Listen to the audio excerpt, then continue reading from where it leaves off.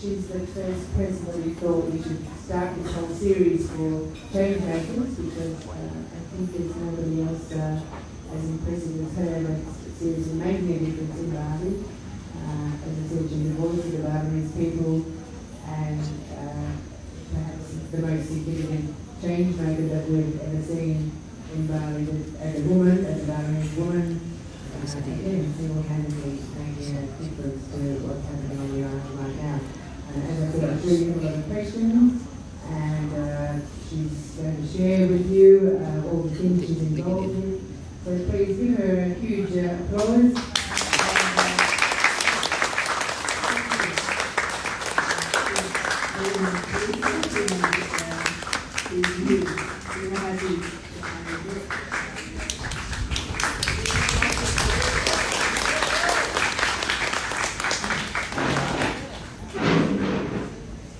So we'll start the conversation first off by just saying you're a businesswoman, you're an entrepreneur, actually known in Bali as a shoe designer.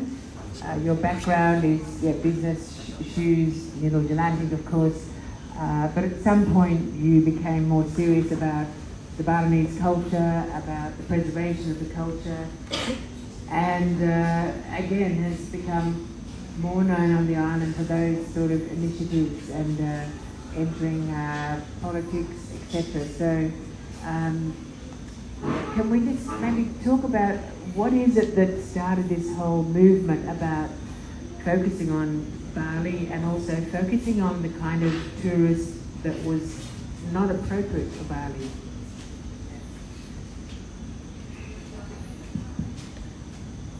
Good evening, everyone.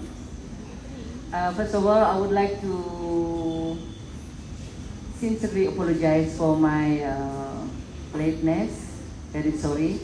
We just got back from the Polda Bali, which is the police station in Denpasar, because now we are handling a case of a young girl that being molested by her own father, and so we needed to follow up the case quickly before he fly out the island. So we had to speak for a few hours with them and also the investigator. So I'm very, very sorry for being late, and thank you so much for waiting. And also thank you so much, Ibu Janet, for having me here.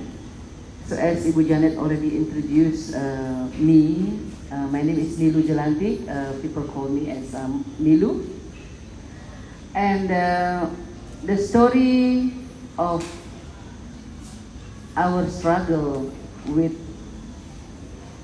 how we preserve our island, it goes along the way already since I was quite young actually, and as a young kid I was born and raised in Batur in Kintamani, and then I continued my study in Denpasar. So it was not new for us. Tourism, it was not something that totally new for us. So I was already mixing up with my mom and also with my family. We spent our childhood in the market, serving the tourists, both local and also foreigners, and even until, let's say, around 20 years ago, I didn't really see the threat.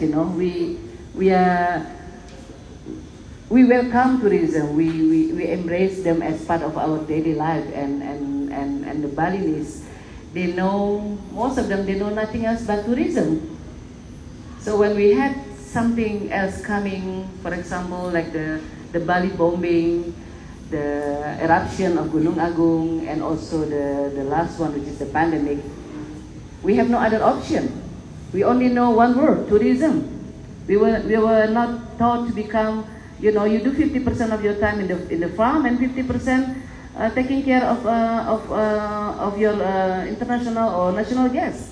No, we were not taught that way. And me, as a person who was raised in the village, and I made my way all the way to Jakarta, so I see Bali from the outside.